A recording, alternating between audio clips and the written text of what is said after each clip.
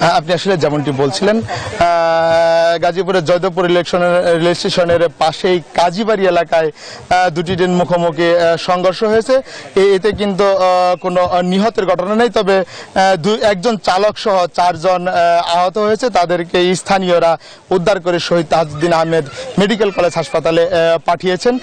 আমার সাথে সাধারণ মানুষের কথা হয়েছে, তারা যেমনটি জানিয়েছেন যে টাঙ্গাইল থেকে যে টাঙ্গাইল কমিউটার যে ট্রেনটি রয়েছে সেই ট্রেন টাঙ্গাইল থেকে ঢাকার উদ্দেশ্যে ছেড়ে যাচ্ছিল এবং ঢাকা থেকে যে ট্রেনটি উত্তরবঙ্গে যাচ্ছিল সেই ট্রেনটি কিন্তু তেলবাহী ট্রেন। এই তেলবাহী ট্রেন কিন্তু যখন এই কাজীবাড়ি পর্যন্ত এসে পৌঁছায় এবং এই টাঙ্গাইল কমিউটার যে ট্রেনটি রয়েছে সেই ট্রেনটিও কিন্তু কাজীবাড়ি এসে পৌঁছায়। এই ট্রেনটি পৌঁছানোর সাথে সাথেই কিন্তু মুখোমুখি সংঘর্ষ ঘটে। আমরা স্থানীয় এবং প্রত্যক্ষদর্শী যারা রয়েছে তাদের সাথে কথা বলেছি।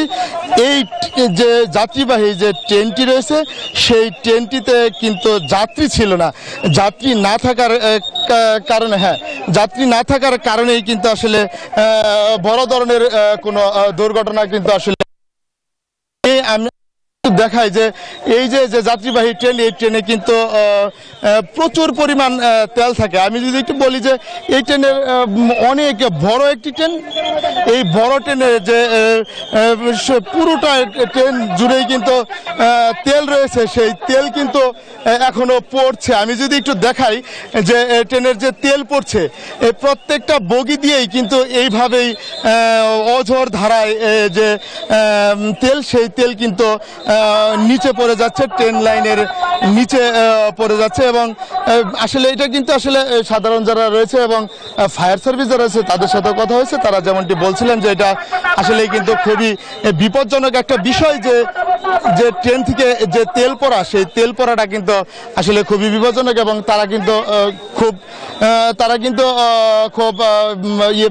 তো আসলে এই যে আমি যদি একটু দেখাই যে তেল পড়ছে, সেই তেলের কিন্তু আসলে যে আমাদের দেশের যে সম্পদ, সেই সম্পদটা কিন্তু আসলে নষ্ট হয়ে যাচ্ছে। এবং এই তেল কিন্তু এখন বর্তমান কিন্তু তেলের বাজার মূল্য কিন্তু ঊর্ধ্বগতি এবং তেলের কিন্তু মূল্য এখন অনেক বেশি। সেই কারণেই কিন্তু আসলে এই দেশের কিন্তু বাংলাদেশেরই কিন্তু অনেকটাই ক্ষতি হয়ে গেল যে তেল যে নষ্ট হচ্ছে, তেল যে পড়ে যাচ্ছে, এই তেলের কারণেই কিন্তু আসলে বাংলাদেশের অনেক ক্ষতি হয়ে যাচ্ছে। তো যে এই তেল কিন্তু এখনো, আমি যদি দেখাই যে তেল কিন্তু এখনো জ্বলছে, এইভাবেই জ্বলছে। তো আমি যদি একটু বলি যে ফায়ার সার্ভিস বলছিলেন যে উদ্ধার কাজ কিন্তু চলমান রয়েছে এবং এই ট্রেনের যে উদ্ধারকারী ট্রেন সেটি কিন্তু এখনো পৌঁছায়নি, সেটা পৌঁছানোর পরে মূল উদ্ধারের কাজ চলবে। তবে কখন নাগাদ এটা এই রেল যোগাযোগ স্বাভাবিক হবে সেটা কিন্তু এখনো তারা বলতে পারছে না। তো এই ছিল গাজীপুরের জয়দেবপুরের কাজীবাড়ির ট্রেন দুর্ঘটনা থেকে সর্বশেষ তথ্য।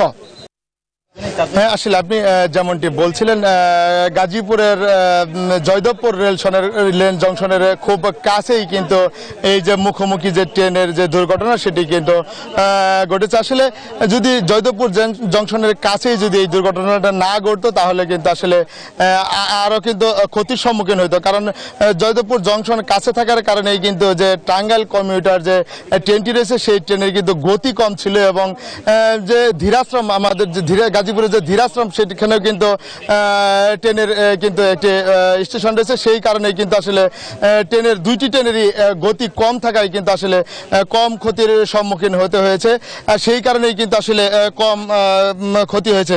তো যদি সেটি না থাকতো তাহলে কিন্তু আসলে ক্ষতির সম্মুখীনটা অনেক বেশি হতো। আমি যদি একটু কথা বলি গাজীপুরের জেলা প্রশাসক আবুল ফাতে মোহাম্মদ শফিকুল ইসলামের সাথে একটু কথা বলবো আসলে যে এইটা কিভাবে দুর্ঘটনা করলে এবং উদ্ধার করতে কত সময় লাগতে পারে সেই বিষয়টা একটু আপনার কাছে জানতে চাচ্ছি। জি, আবার বলেন।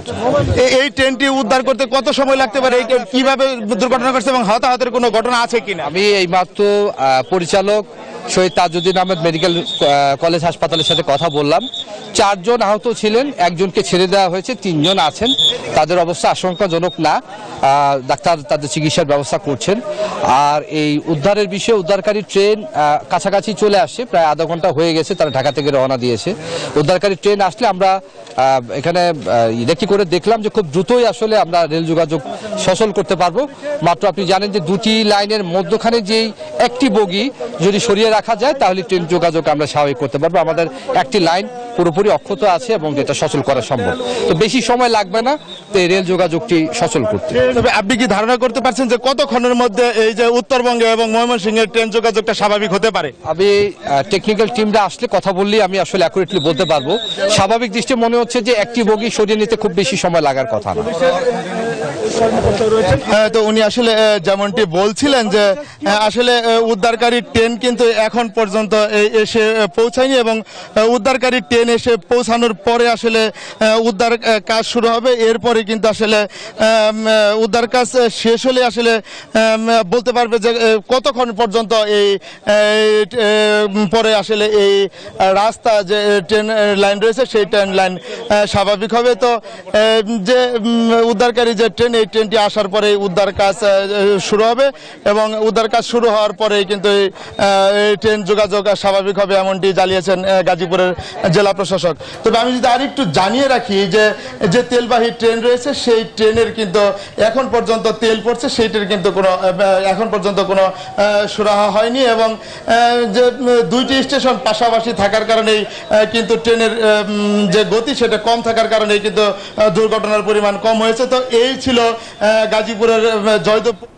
ধন্যবাদ আপনি যেমনটি বলছিলেন যে এই যে টাঙ্গাইল কমিউটার এবং তেলবাহী যে ট্রেন রয়েছে যে মুখোমুখি ঘটনা ঘটেছে, সেই ঘটনার প্রেক্ষিতে আসলে এখন পর্যন্ত কেউ জানাতে পারেনি যে কেন এই সংঘর্ষ ঘটনা ঘটেছে এবং এটা কখন নাগাদ উদ্ধার কাজ শেষ হবে। তবে আমরা কিন্তু এখন পর্যন্ত জানতে পারিনি যে কেন সংঘর্ষ ঘটেছে। তবে এইটুকু জানতে পেরেছি যে আজ কিন্তু বন্ধ, এই যে কমিউটার টাঙ্গাইল কমিউটার ট্রেন রয়েছে সেই ট্রেনটি আজ কিন্তু বন্ধ। তারপরও সেই কারণেই কিন্তু আসলে দুটো ট্রেন মুখোমুখি সংঘর্ষ হয়ে কিন্তু এই দুর্ঘটনার ঘটনা ঘটেছে। তবে এখন পর্যন্ত কেউ এর কারণ ব্যাখ্যা দেয়নি, তো এমনটি জানিয়েছেন তারা। তো এই ছিল গাজীপুরের জয়দেবপুর জংশনের কাছে কাজীবাড়ি থেকে ট্রেন দুর্ঘটনার সর্বশেষ তথ্য।